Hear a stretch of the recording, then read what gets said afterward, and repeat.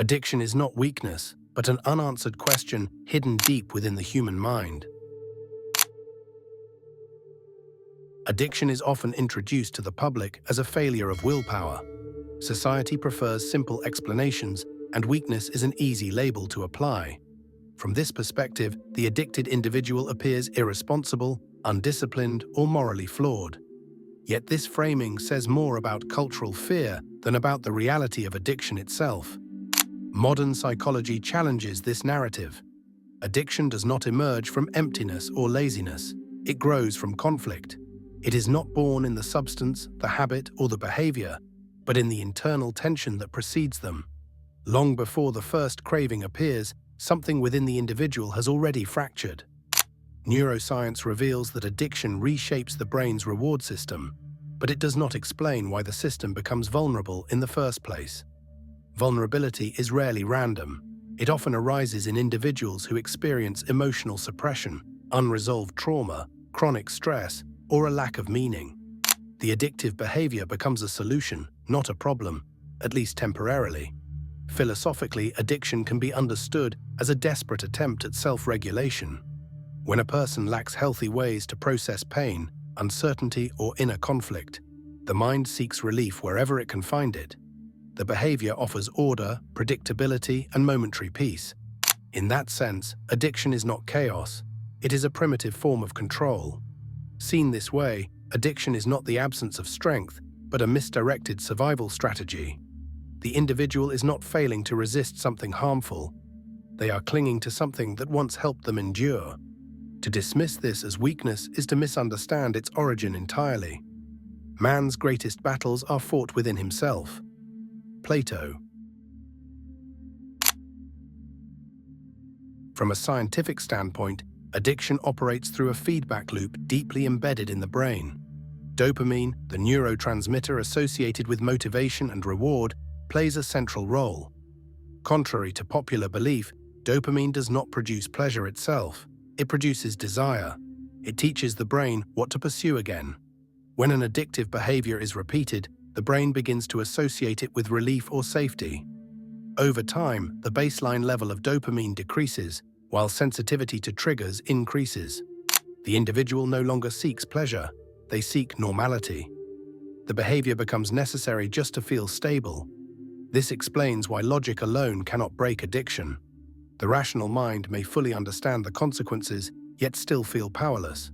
The craving does not arise from conscious thought. It emerges from neural pathways shaped by repetition and emotional memory. Knowledge and insight, while important, are not sufficient on their own. Psychologically, the loop is reinforced by shame. Each relapse strengthens the belief that change is impossible. This belief increases stress, which in turn intensifies cravings. The addiction sustains itself not only chemically, but emotionally. It feeds on self-judgment. Breaking this loop requires more than resistance.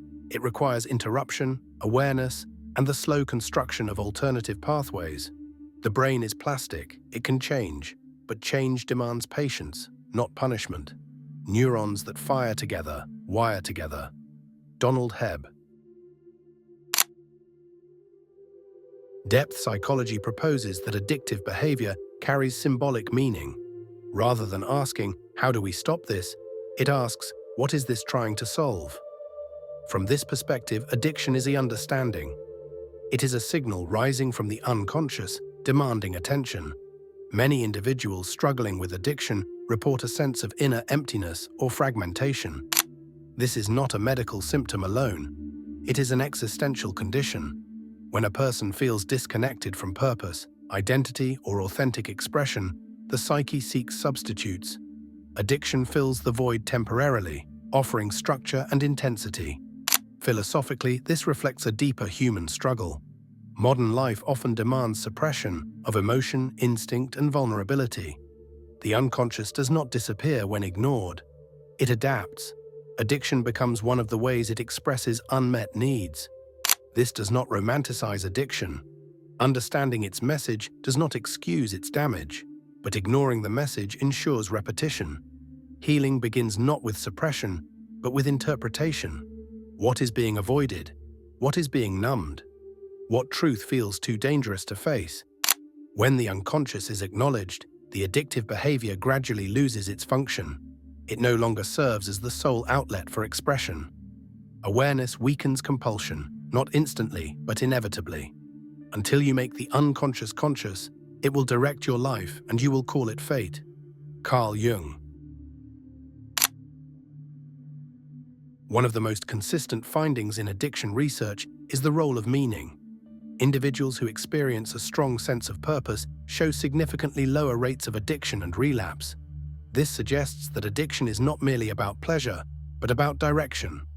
Philosopher and psychiatrist Viktor Frankl argued that humans can endure immense suffering if they believe it has meaning. When meaning collapses, the psyche seeks substitutes. Addiction becomes a counterfeit purpose, something to pursue, something that structures time and identity. Modern society often replaces meaning with stimulation. Endless consumption offers distraction without fulfillment. Addiction thrives in this environment because it provides intensity in a world that feels emotionally flat. The behavior becomes a way to feel something. Recovery, therefore, cannot be limited to abstinence. Removing the substance or behavior leaves a vacuum. If that space is not filled with meaning, the cycle resumes. Purpose is not optional, it is protective. This does not mean grand destiny. Meaning can be found in responsibility, creativity, connection, or service. What matters is that life feels oriented towards something beyond relief. He who has a why to live can bear almost any how. Friedrich Nietzsche. Many approaches to addiction frame it as an enemy to be defeated. This language encourages inner conflict. The individual is divided against themselves, constantly resisting parts of their own mind. While discipline has its place, war is rarely sustainable. Integration offers an alternative. Instead of fighting the craving, the individual learns to observe it. Instead of shame, there is curiosity. What once demanded obedience can be studied, questioned, and eventually transformed. Psychologically, this approach reduces internal stress. Resistance amplifies desire, awareness diffuses it. When cravings are met with understanding rather than panic, their intensity diminishes. The nervous system learns safety without dependence. Philosophically, integration restores wholeness. The parts of the self that were rejected are invited back into consciousness. Addiction loses its role as a mediator between pain and awareness. This process is slow and imperfect. Relapse does not represent failure, it represents incomplete understanding. Progress is measured not by purity, but by clarity. The curious paradox is that when I accept myself just as I am, then I can change. Carl Rogers. Addiction does not define a person, but it does reveal something about them. It reveals known pain, unmet needs, and unresolved questions. When viewed through a scientific and philosophical lens, addiction becomes less about control and more about consciousness. The most powerful change does not begin with force, but with awareness.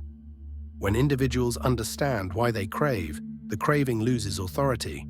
When meaning replaces avoidance, behavior reorganizes itself naturally. This perspective does not promise instant freedom. It offers something more realistic. A path that respects the complexity of the human mind and the depth of human suffering. Understanding addiction is not only for those who struggle with it. It is a mirror held up to modern life itself, revealing what happens when meaning is neglected and emotion is suppressed. If this exploration resonated, if it offered clarity rather than comfort, then it has served its purpose. Awareness is the greatest agent for change. Eckhart Tolle.